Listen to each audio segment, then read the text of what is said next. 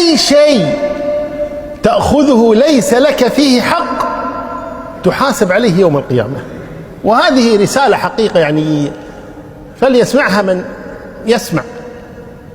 هؤلاء الذين يبصمون يمشون في العمل، أو قاعد ببيتهم ومدير يقول له لا تداوم، أو الوزير قال له لا تداوم، أو عضو مجلس أمة ماخذه عنده ويقول له قاعد ببيتكم، أو روح ادرس برا والمعاش يجيك. كل هؤلاء داخلين في هذا الموضوع. أو النساء التي يعملن وجالسة في البيت ومسجلينها على دعم العمالة. كل هذه الأشياء الناس ماخذينها على وناسة، يجيني راتب وأنا جالس ببيتي ونايم مرتاح. لا والله ما أنت نايم ومرتاح، لا تحاسبن على هذا كله. تريد معاش، تريد راتبا، اعمل. والمشكلة أن بعض هؤلاء له أسرة يوكلهم حرام،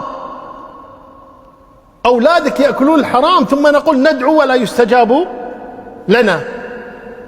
والنبي صلى الله عليه وسلم يقول: ذكر الرجل يطيل السفر أشعث أغبر يرفع يديه إلى السماء: يا رب يا رب، ومطعمه حرام ومشربه حرام وملبسه حرام وغوذي بالحرام، أن يستجاب له. ليس الحرام فقط أنك تسرق من الناس، أنت تسرق، هذه سرقة، هذا أكل مال بالحرام.